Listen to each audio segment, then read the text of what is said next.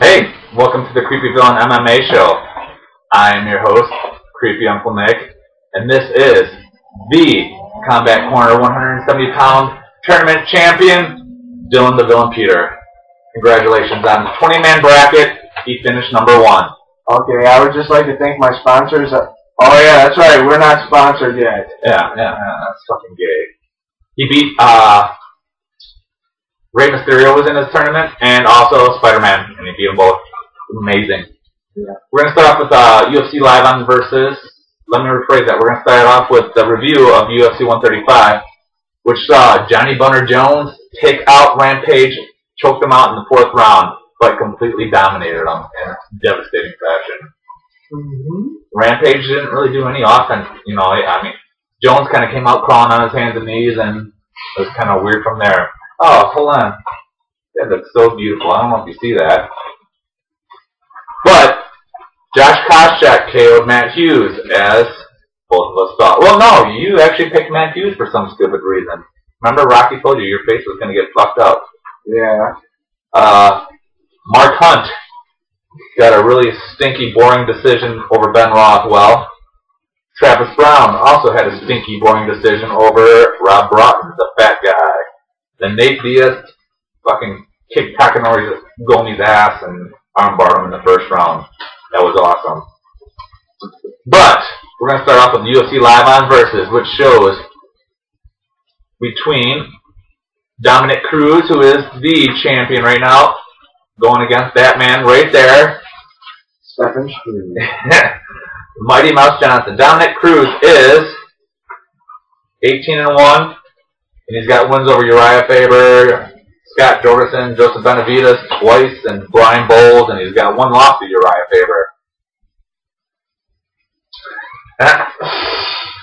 You want to do Demetrius Johnson like you normally do? No, but Demetrius Johnson, who is 14-1, has wins over Miguel Angel Torres. Yamamoto. Yeah. And Damasio Page has lost to Brad Pitt. That's his only loss. Should be a good fight. What do you think? I'm actually going to go with Dominic Cruz on this one. I think Demetrius Johnson is just way too little. And I think Dominic Cruz has got good movement, good wrestling, and is fought better fighters. I have to agree with you. Dominic Cruz, his stand-up is amazing. I think his movement is one of the best, if not the best, in the whole entire UFC. Demetrius Johnson is very short. He is also black, and I don't know if you guys can see this, but this is him standing next to Stephen Struve. You could almost give him a blowjob. That's sad. Now, next fight is one of our hometown boys that we've actually met and have his autograph. Yeah. Pat H.D. Berry. Why am I doing this? Hold on for a second. There we go. Who is 6-3 with big wins over Joey the Mexicutioner Beltran, Antonio Hardunk, and got big losses to Crow Cop, Czech Congo, which he was beating his ass and got lucky, and Tim Pug. And he will be going again. That Mexican. Stephen the Skyscraper Struve, who is very white. He's 21-5, 22, 25-5, and has wins over Sean McCorkle, Paul Blantello, Christian Moorcraft, and has losses to JDS, Junior Dos Santos, Roy Nelson, and Travis Browning. How did I not have Roy Nelson or Junior Dos Santos? I'm going to go with, I'm going with Pat Berry because I like Pat Berry. I think he's freaking awesome, and he's a nice guy, and he's funny. Stephen Struve has really good submissions and stuff like that, and Pat Berry's ground game is susceptible. But I'm still going to go with Pat Berry. I've seen the training video, and I think he's going to get knocked out. I'm going with Pat Berry as well. Stephen the Skyscraper Struve is probably going to have the reach advantage and everywhere. And I know Pat Berry's very little, but Roy Nelson was very little, and knocked Stephen Struve out. And Struve's chin, not so good.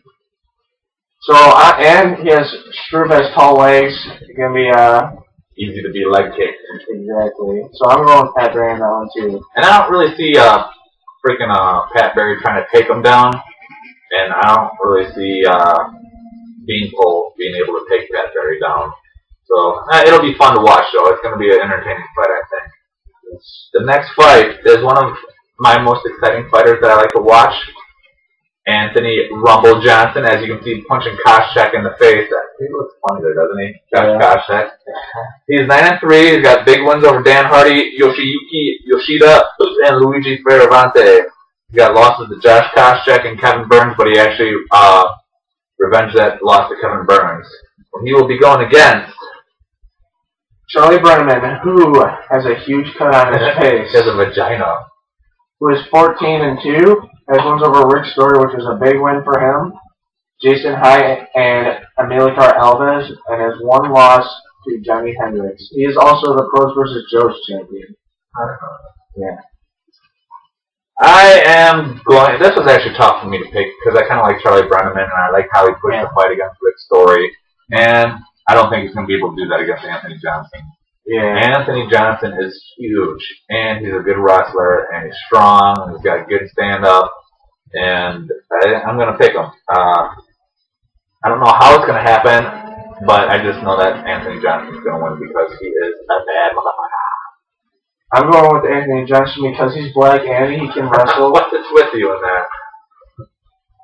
He also walks around at probably... He's like 230 or something stupid like that. Yeah.